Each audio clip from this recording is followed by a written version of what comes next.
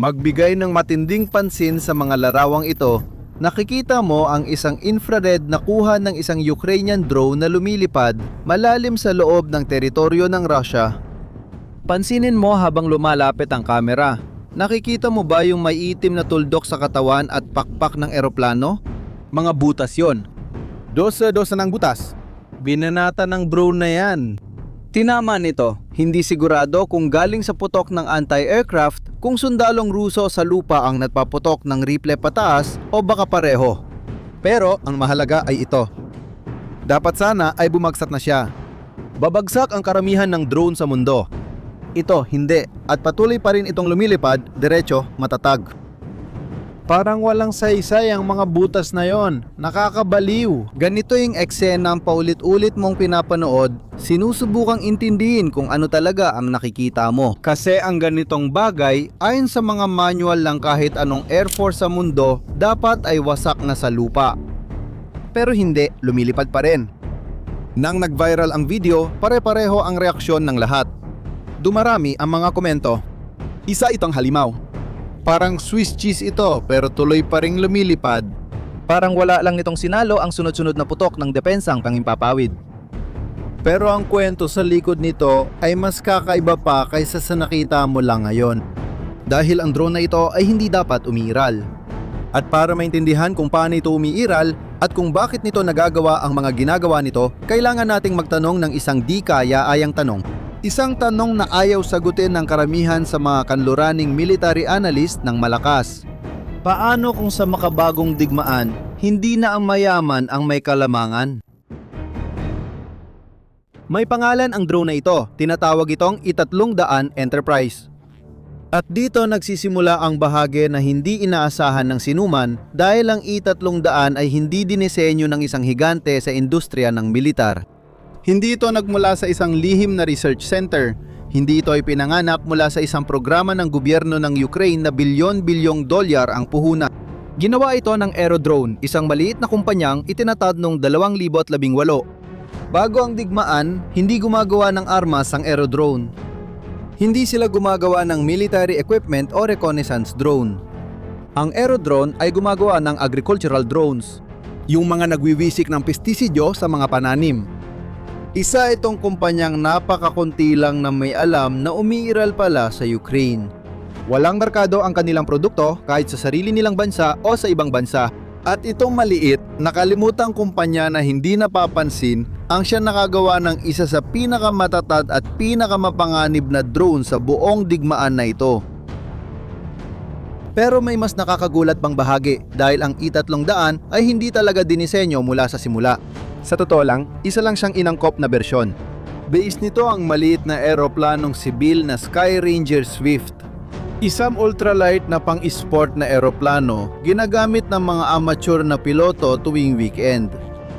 Kinuha ng mga Ukrainyano ang maliit na eroplano, tinanggal ang piloto, nilagyan ng elektronikong gamit at pampasabog at pinalipad ito ng 1,700 kilometro papasok sa Rusya.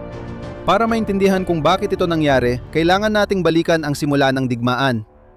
Noong Pebrero 2022 nang salakayin ng Rusya ang Ukranya, nagkaroon ng malaking problema ang mga Ukrainyano. Wala silang paraan para atakein ang Rusya sa loob mismo ng teritoryo nito. May artillerya ang Ukranya, may mga missile na maikling abot, may mga tactical na drone para gamitin sa frontline, pero para tamaan ang mga target na daan-daan o libu-libong kilometro sa loob ng teritoryo ng Rusya, halos wala silang gamit. May mga long-range missile ang mga kaalyadong bansa sa kanluran na kayang gawin ang trabahong yon, pero tumanggi silang ibigay ang mga sandatang yon. At kapag sa wakas ay ibinibigay nila, nililimitahan pa ang paggamit. Hindi pwedeng umatake sa loob ng Rusya, hindi pwedeng targeting ito, hindi pwedeng targeting yon. Inatake ang Ukraina ng isang bansang kasing laki ng kontinente. Ang mga pinakamahalagang target nila ay protektado ng libu-libong kilometro ng distansya. Ipinagbabawal sa kanila ang gumanti kung saan iyon pinakamasakit. Kaya dapat magmula sa loob ang solusyon. Sa puwang na, iyon pumasok ang Aerodrone. Hindi nagsimula mula sa wala ang kumpanya. Mula pa ng 2015, gumagawa na sila ng mga drone na may kakayahang magdala ng mabibigat na karga. Una para sa agrikultura, pagkatapos para sa sibilyang paghahatid. Noong 2017 naglunsad sila ng prototype na kayang magbuhat ng 60 kilo. Ang karanasang ito, mga taon bago pa man may mag-isip tungkol sa digmaan, ay napatunayang pinakamahalagang asset ng kumpanya. Ang pagbubuhat ng 60 kilo ng pestisidyo ay halos pareho lang sa pagbubuhat ng 60 kilo ng pampasabog sa ininjeriya. Nang magsimula ang digmaan, ginamit ng aerodrone ang alam na nilang gawin at pinalaki pa ito. Kinuha nila ang ultralight na Sky Ranger Swift, pinatibay ang estruktura para kayanin ang mas mabigat na karga, naglagay ng dagdag na tangke ng gasolina para mapalayo ang mararating at ikinabit sa eroplano ang lahat ng kailangan nito para makalipad ng mag-isa. Remote control sa pamamagitan ng satellite, autonomong nabigasyon at pagpapadala ng datos ng real-time. Ang resulta ay ang E-300 Enterprise na kayang magdala ng hanggang 300 kilo. Kayang lumipad ng 8 hanggang 12 oras sa ere. Katamtamang cruising speed, 130 kilometro kada oras. Opisyal na saklaw ay mula 800 hanggang 1,500 kilometro. At kapag konti ang kargamento sa one-way mission, may mga ulat ng lipad na halos 3,000 kilometro. Para magbigay ng konteksto, mas malayo pa ito kaysa sa maraming kanluraning cruise missile. At narito ang isang impormasyon sa loob ng mga espesipikasyong ito na mukhang maliit pero lalabas na isa ito sa pinakamahalaga sa buong proyekto. Surin ulit ang cruising speed. 130 kilometro kada oras. Sobrang bagal niyan. Sobrang bagal, parang may depekto.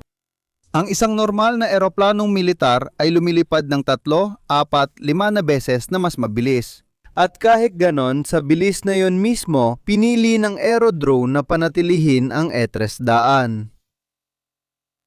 Ang dahilan? Itabi mo muna ang tanong na yan. Lalabas ang sagot mamaya pa sa video na ito. At kapag lumabas na, magbabago ang pananaw mo sa buong makinang ito. May isa pang nakakatuwang detalye sa proyekto. Ang E-300 ay orihinal na ipinakilala ng aerodrone bilang isang drone para sa transportasyon para sa kargamento. Ginagamit ito sa paghahatid ng piyesa sa prente, paglikas ng mga sugatan at pagdadala ng supply. Sumunod ang bersyon para sa malalimang pag-atake na mabilis ginawa. Noong Marso ng 2023, pumirma ang aerodrone ng kontrata kasama ang Ministry ng Depensa ng Ukraine. Nagsimula na ang maramihang produksyon. At wala pang isang taon ang lumipas, nagsimulang lumitaw ang E-300 sa mga lugar na iginigit ng Rusya na hindi maabot ng anumang pag-atake.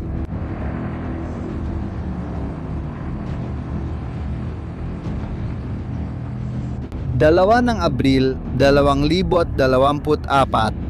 Tartaristan, Rusya.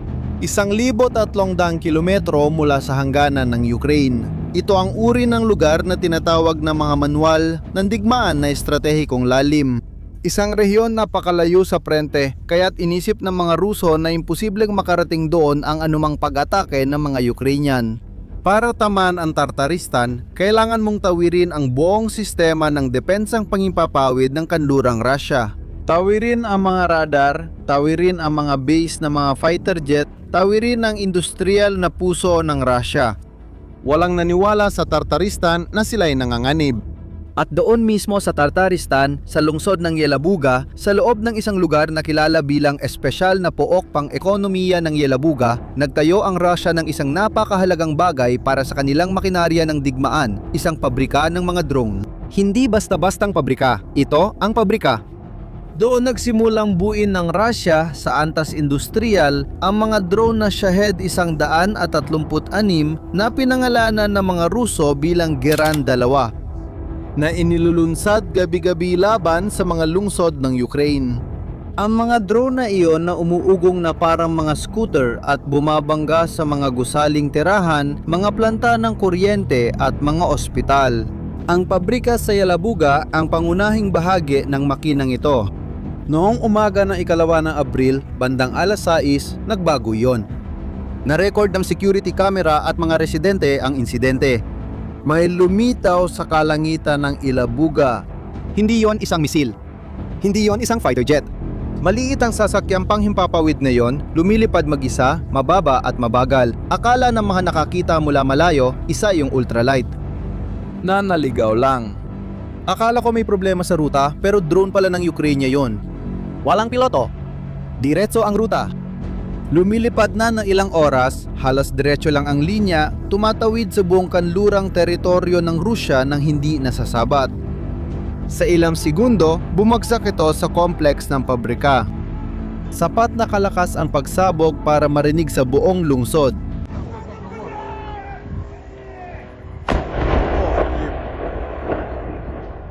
Sa unang pagkakataon sa kasaysayan ng digmaang ito, ang Rusya ay inatake ng mahigit 1,000 kilometro mula sa hangganan. At hindi ito gawa ng isang kanluraning cruise missile. Hindi ito gawa ng isang mamahalin, sopistikado o inangkat na sandata. Ito ay gawa ng isang bagay na sa kakaniwang tagamasid ay parang maliit na eroplanong panlibang. Ang operasyon ay inangkin ng paniktikang militar ng Ukraine. Timiyak ng pamahalaang Ukrainyano na sabihin ng isang partikular na bagay. Walang ginamit na sandatang kanluranin. Gawang lokal lahat gamit ang teknolohiyang Ukrainyano kasama ang drone na lumipad ng 1,300 kilometro. Ang drone na yon ay isang ultralight na sibilyan na ginawang sandata. Ilang open source na pagsusuri ang nantukoy dito na tugma sa I-300 Enterprise. Ang iba, tulad ng modelong base sa Aeroprac A-22. Sa unang pagkakataon, ganitong uri ng plataporma, mga sibilyang eroplano na ginawang sandata na may mahabang abot ay tumama sa target sa loob ng Rusya. At ang A-300 ang naging pinakakilalang halimbawa ng bagong kategoryang ito. Simula pa lang ang pag-atake sa Ilabuga. Sa mga sumunod na linggo, natuklasan ng Rusya na tapos na ang kanilang santuaryo. Ang E-300 at iba pang mga drone na pangmalayuan ng Ukraine na sumunod ay nagsimulang makarating sa mas malalayong bahagi sa loob ng Rusya. Ang pabrika ng Yelabuga na itinuturing na hindi maaaring galawin ay naging madalas na target. Pinaman ulit ito noong Mayo ng 2025 at muli noong Hunyo ng 2025. Ang kakayahan ng Rusya na gumawa ng Shaheds na dapat sana ay umabot sa 8,000 unit kada taon ay nagsimulang makaranas ng regular na pagkaantala. Pero ang ataking pinakanagpagulat sa mga military analyst ay hindi pa nangyayari noon. Noong 2025, lumipad ang mga drone ng Ukraine na uri ng eroplano mula sa Ukraine patungong silangan, tumawid sa hangganan ng Rusya, nilampasan ang daan-daang kilometro ng teritoryo ng Rusya, dumaan sa mga rehiyong sinasabing hindi mapasok ang depensa sa himpapawid ng mga Ruso at nagpatuloy pa rin sa paglipad. Nang tuluyan silang sumugod sa target, nakalipad na sila ng mga 1,500 kilometro, isa sa pinakamalalim na paglusob na naitala sa teritoryo ng Rusya. Ang target ay ang Gazprom Neftekhim Salavat, isang napakalaking petrochemical complex sa Bashkortostan, isang rehiyon sa paanan ng kabundukang Ural sa dulo ng teritoryong Europeo ng Rusya. Isang lugar na ni walang analistang militar ang nag-isip na maabot ng drone ng Ukraine. Iniugnay ng mga pagsusuri ng mga Ruso ang ataking ito at iba pang mga pag-ataking pangmalayuan, partikular sa I-300 Enterprise na may mga ulat na tinatayang umabot ng halos 1,700 kilometro ang mga lipad sa ilang mga misyon. Naalala mo ba yung tanong na iniwan natin kanina? Tungkol doon sa kung bakit ipinilit ng aerodrone ang napakabagal na karaniwang bilis ng lipad na 130 kilometro kada oras? Heto, nandyan ang sagot. Ang mga makabagong radar ng depensang pangimpapawid ay karamihan ay uri ng Doppler. Gumagana ang mga ito sa pamamagitan ng pagsukat ng pagbabago ng dalas na naire-reflect ng mga gumagalaw na target. Mas mabilis ang target, mas malinaw ang marka nito sa radar. Pero mayroong pinakamababang hangganan. Kapag masyadong mabagal ang lipad ng isang bagay, kadalasang tinatanggal ito ng radar bilang ingay, parang ibon, parang dahon na tinatangay ng hangin, parang wala lang. Sinusulit ito ng I-300. Lumilipad ito eksakto sa bilis na nakakalito sa mga radar. Halos parang marka ng multo ito, isang bagay na nandon pero nakaprograma ang mga sistema ng pagtuklas na balewalain ito. Ang kabagalan ng I-300 ay hindi kapintasan kundi kalamangan. Ang reaksyon ng Rusya nang sa wakas ay napagtanto nila ito ay sinubukan nilang mag-adjust. Noong Oktubre ng 2025, nagsimulang magulat ang mga source mula sa Ukraine tungkol sa pagbabago sa asal ng mga Ruso. Maliit na mga drone na pangharang na partikular na dinisenyo para manghuli ng mga Ukrainian na drone na may mahabang abot ay nagsimulang lumitaw sa himpapawid ng Rusya. Naintindihan ng mga Ruso na ang mamahaling mga misil at karaniwang mga sistema ng depensa sa himpapawid ay walang silbi laban sa isang sasakyang panghimpapawid na mababa at mabagal ang lipad. At nagkakahalaga lang ito ng maliit na bahagi noon. Ang solusyon ng mga Ruso ay simple, gumawa ng sarili nilang mga drone para pabagsakin ang mga drone ng mga Ukrainyano. Diyan pumapasok ulit yung mga larawan mula sa simula ng video. Alam mo yung drone na maraming butas na lumilipad ng malalim sa loob ng teritoryo ng Rusya? Isa itong E-300. At yung infrared na kamerang nakuna ng paglapit ay hindi mula sa isang karaniwang air defense team, kundi kamera na nakakabit sa isang Rusong drone na pangharang. Hinahabol nila ang E-300 sa himpapawid, pinapaputukan ito ng sunod-sunod at kahit matapos tamaan ng 12-12 ng beses, hindi pa rin nila ito mapabagsak. Ito ang halimaw na ginawa ng bagong sagot ng Russia para subukang hulihin pero hindi pa rin nila magawa.